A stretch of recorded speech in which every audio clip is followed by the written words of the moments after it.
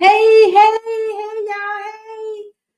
So I'm into the thick of looking at analytics now. So let's look at some TikTok analytics, and I'm gonna explain to you what I'm getting out of what I'm analyzing, which is the data. So here, Professor Todd will be over there to tell you guys more.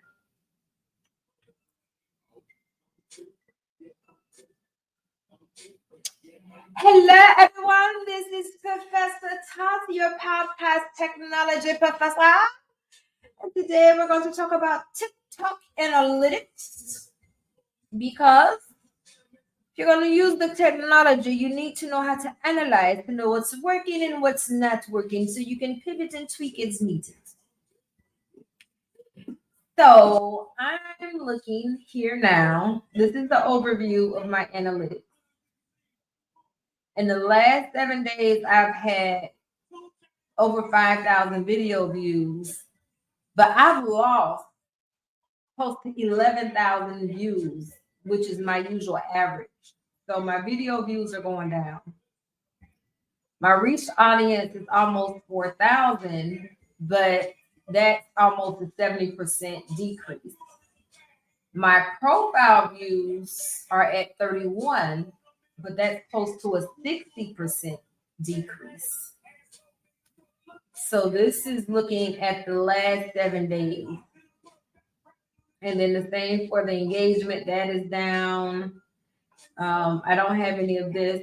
I do have net growth, so I gained 3 followers, but that's down almost 70% as well. My new followers, I have 9 new followers, but that's down a little over 50%. My lost followers is 6, so that's down about 40%.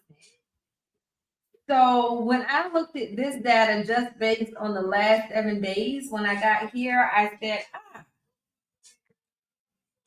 so I'm gaining followers, but I'm also losing followers. And I said, my content has changed. So now I have to recalibrate, or the algorithm actually has to recalibrate my profile, because one specific audience that I was reaching, now that I'm transitioning into more on podcast technology and things like that, is to recalibrate into that particular audience that's looking for technology. So I'm going to lose some, but I'm going to gain some. This is over the last 7 days. Let's look over the last 28 days. So if you look here, still the video views are down by almost 20%. The reach audience is down a little over 20%, but the profile views went up significantly. It was almost a 10% increase. So when I'm looking at all of this, the comments went up almost 20, a little over 20%. The likes went down close to 30%, and the shares went down close to 40%. But then when I look down here, I had net growth of 25 followers. So the total new followers that I had was 64. So both of those, the net growth up almost 1,000%. And then the new followers, that is up about 31%. But I lost followers, and that's down by almost 34%. So looking at that, I'm like, well, wait a minute. If the lost followers is down, that means that I'm losing. How can I word this right? I have it in my head, but I need to figure out how to say it, and that's what I'm working on. My new followers basically are outweighing the ones that's lost. So it's kind of when I say everyone will not be able to go with me into this next journey, it's basically me understanding, hey, everybody is not into technology. So you're gonna lose those people that just they don't want to hear that. But you're gonna gain the ones that want to hear it, and the ones that were already there, that's something they have an interest in as well, they'll stay. So I feel like that's balancing out. But then let's look at the last 60 days. So if you look at the last 60 days, my views overall are up almost 13%. My reached audience is up almost 20%. My profile views are down almost 30, a little over 30%. And I'm still trying to figure out what y'all be looking for. Like when you go and look at somebody's profile, maybe you're looking to see what type of content. Because I do this sometimes. I'll go and look at someone's profile because they might have a specific video and I'm engaging in it and I'm liking it. And I'm like, hold on, before I follow this person, I need to see, is this a normal for them or do they just be acting crazy? Because some stuff I just don't want on my timeline. And a lot of times when I go look at the content, I'll go through a couple videos. And if I see the videos that I like, okay, I'll like maybe 2 or 3 videos. And then after that, I'll follow and then I'll go off their page. So maybe that's what you guys are doing. So if that's what you're doing, I really was trying to figure out what y'all be looking for. So I think I answered my question. So thank you. Please be sure to go ahead and subscribe to the YouTube channel. Hit the bell to get notified when we go live or when we post new content. Be sure to like if you are finding value in the content that I am creating. And that will help YouTube to distribute the content to the correct audience. The algorithm will pick up and start putting this content in front of the right people. Please be sure to comment. If you have a question, I will reply with a video comment. And I will tag you in this particular video to let you know that your video is coming up or give you the link to the video. And I just want to thank you all because I really, really, really, really do enjoy doing this. So I think overall in the past 60 days, which is basically the last 2 months, and with 30 days to impact, you make small incremental changes and then you just watch them. So now I'm making these changes to my social media platform and my overall goal of what I want to accomplish in this new season of my life. I measure that every 30 days using 30 days to impact. So when we look at the engagement, we see engagement is down over 50%. So, damn. Shares are down almost 70%. Comments are down almost 35%. But this is when I said, you know what? It's okay. When I got down here, I have no growth. I have no growth at all over the past 60 days. I have 116 new followers, but I also have 116 lost followers. So my new followers are down almost 70%, and my lost followers are down almost 50%. But also because I'm shifting my platform over to YouTube, that's why on TikTok, I have this break-even point is what it's called. So in business, say for instance, if you spend $2,500 to get your business started, and then after the first year, you've only made $2,500, like there's no profit, there's no deficit. That's called a break-even point. So I feel this is the break-even point. So what I will do in the next 30 days, because I'm looking at this on November 19th, so close to Christmas, I would want to look and gauge, okay, is TikTok still growing? Has the algorithm recalibrated? And then look and compare that against my YouTube analytics, because YouTube analytics is looking really good because that's where I'm putting all of my time, my effort, and my energy.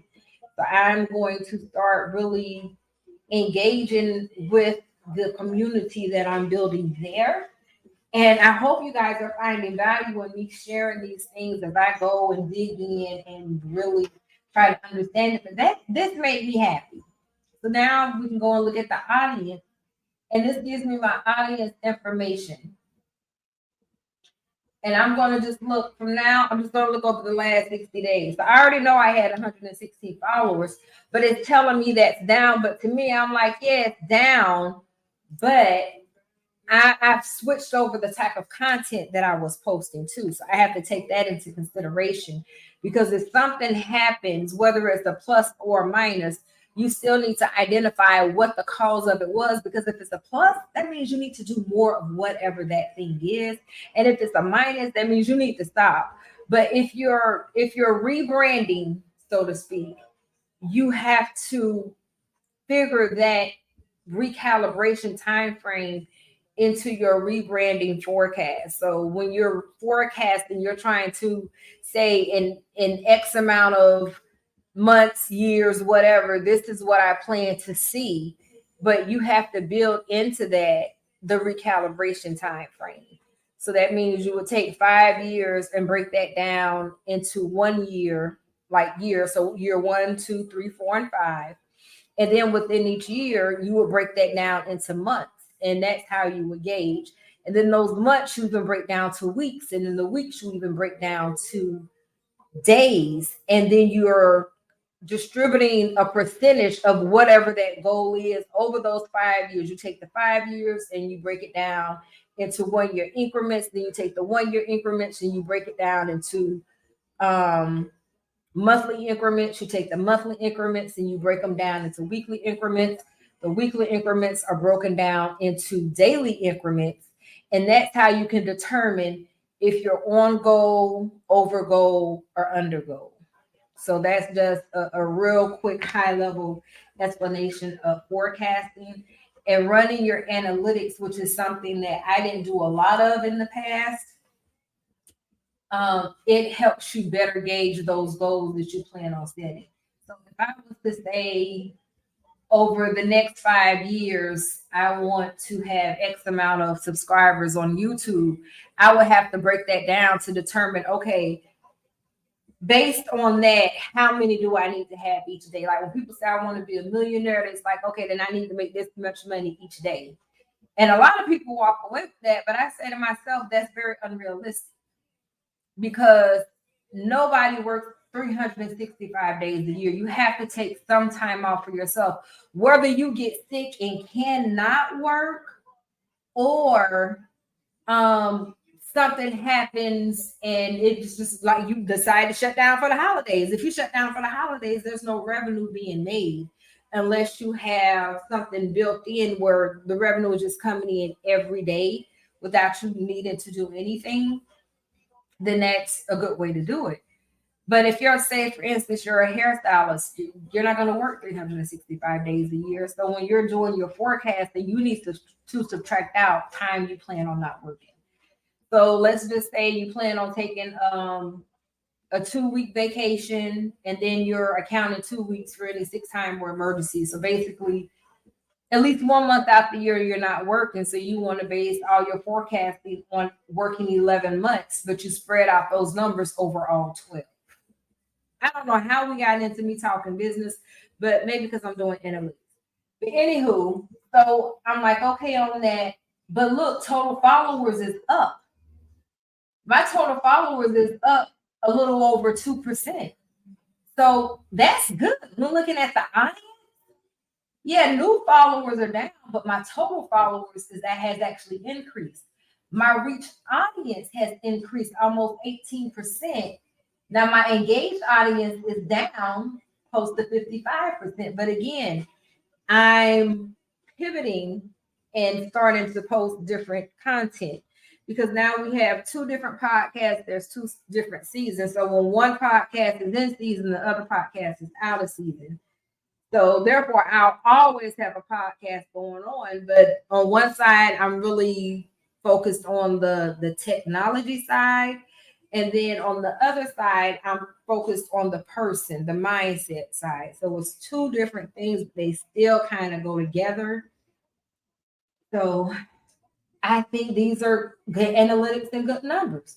It's a very good balance. I have close to 60% female and a little over 40% male as far as who my audience is. So to me, that's a perfect balance. It's not 50-50, but it's close. Then when I look at the age groups, I'm looking at the percentage in here. This is a good balance. So basically, my audience is consistent of people anywhere from the age of 18 to over 55. The lowest is 18 to 24, which is close to 17%.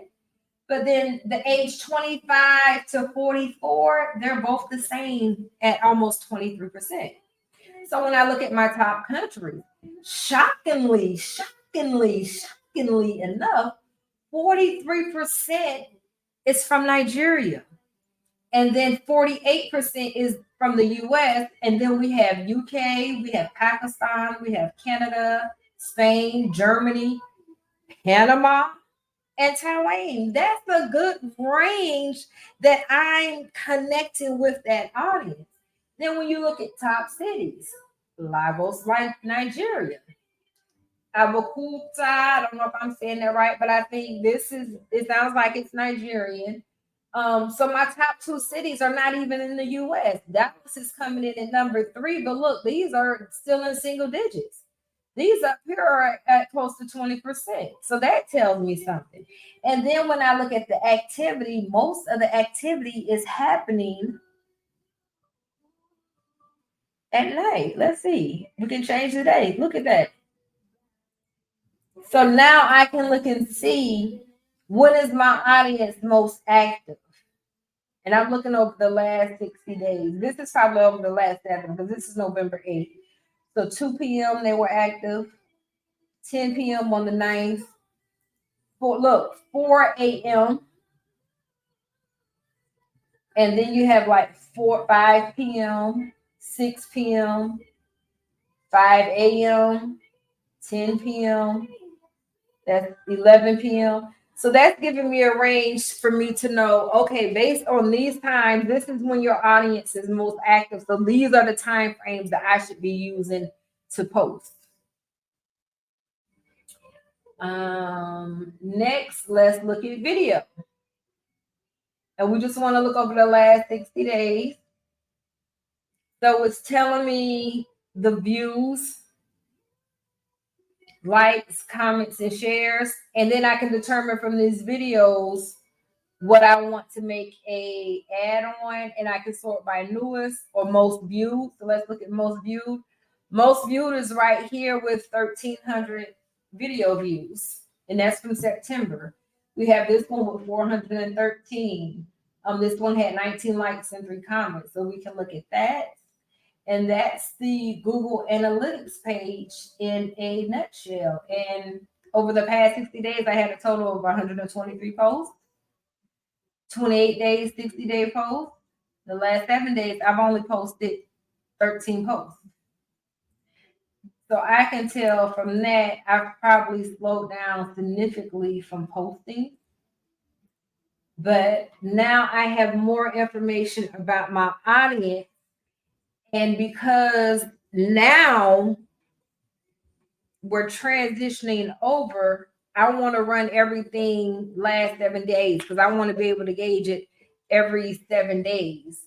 And then when we get into December, then I'm going to look at the last 60 days again, because then that needle has moved further because, it's the older date. But right now, I'm okay with this net growth, even though it's showing it's down, because I dug into the data and I looked at the last 60 days and I'm like, oh, hold on, I'm breaking even. I gained 116 and I lost 116, but I've changed my content. So that's why I'm seeing the changes here.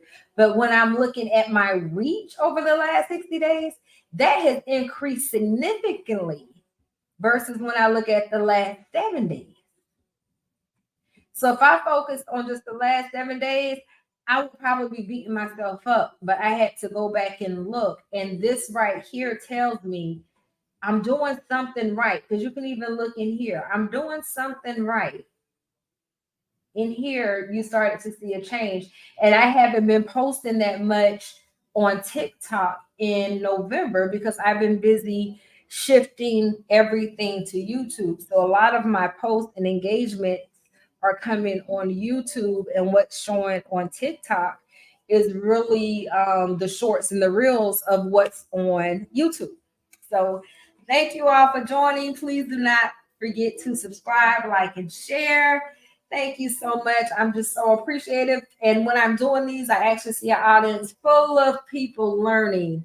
And I appreciate the vision that I have, because one day there will be an audience that will talk to me full of people that are learning from my content. Peace out. I love you.